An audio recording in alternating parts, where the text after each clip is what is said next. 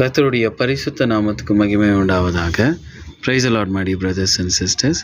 நம்ம இந்த உலகத்தில் வாழுகிற வரைக்கும் நம்மளுக்கு எது முக்கியமாக தேவை அப்படின்றத பார்த்தா, பிலிப்பியருக்கு எழுதின நிருபம் 2ஆம் அதிகாரம் 5ஆம் வசனத்தில், கிறிஸ்து இயேசுக்குள் இருந்த சிந்தையே உங்களுக்குள்ளும் இருக்க கடவுதாக.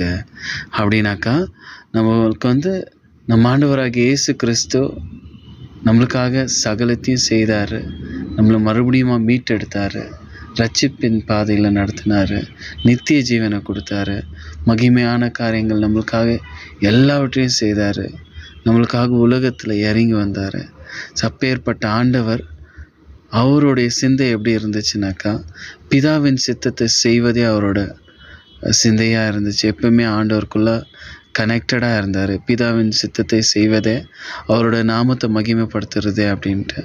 ஸோ அவர்கிட்ட எந்த ஒரு பாவமும் சோர்வும் உலகத்தரமான இச்சைகளும் எதுவும் ஆண்டவராக இயேசு கிறிஸ்து ஜெயிக்க முடியல உலகத்தில் இருக்கும் வரை. அதே போல் அவரோட சிந்தையை கொண்டு நாம் இந்த உலகத்தில் வாழும்போது நாமளும் எந்த விதமான காரியத்தில் நாம் தோல்வி கொள்ள மாட்டோம்.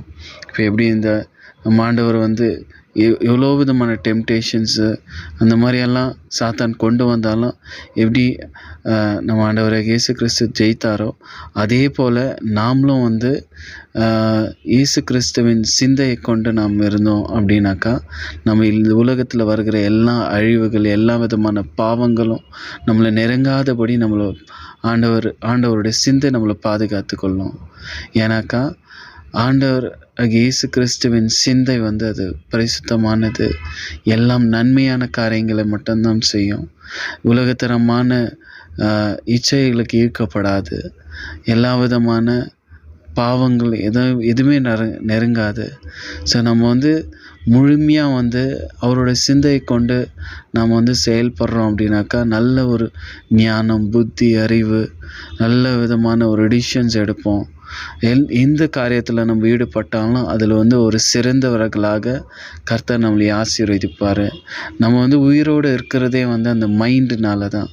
அந்த மைண்டு தான் நம்மளை ஏற்க வைக்கிறது. எந்த காரியத்தை செய்யணும், என்ன பண்ணணும், எப்படி பண்ணணும், அது எல்லாத்தையும் படிக்கும் போதும் சரி, வேலை செய்யும் போதும், குடும்பத்தை நடத்துகிறதும் எல்லாமே அந்த அறிவு எங்கேருந்து வருது அப்படின்னு பார்த்தா, தேவன் இடத்துலேருந்து தான் வருது. அது பரிசுத்தமாக அப்படியே முழுசாக நம்ம பெற்றுக்கொள்ளோம் அப்படின்னாக்கா, நம்ம எப்போவுமே ஆண்டவருக்குள்ளே நம்ம கனெக்டடாக இருக்கணும். அவரோட சிந்தை எப்படி இருந்துச்சு அதே போல் நம்மளோட சிந்தையும் இருக்கும்.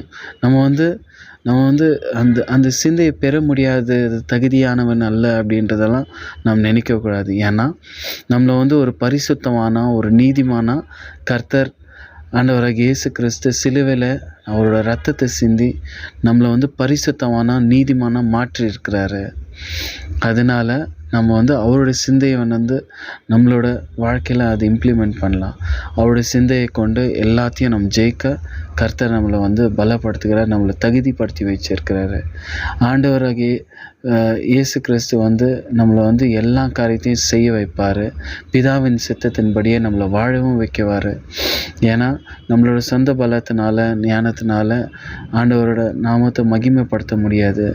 அதே தேவ சிந்தை நம்மளுக்குள்ளே இருக்கும் போது அந்த சிந்தை நம்மளை பலப்படுத்தும், ஞானத்தை தரும், அறிவை தரும், பலப்படுத்தும், சரியான வழிகளை நடத்தும், எல்லா காரியத்தையும் வாழ்க்கை செய்து பிதாவின் சித்தத்தை செய்ய வைக்கும்.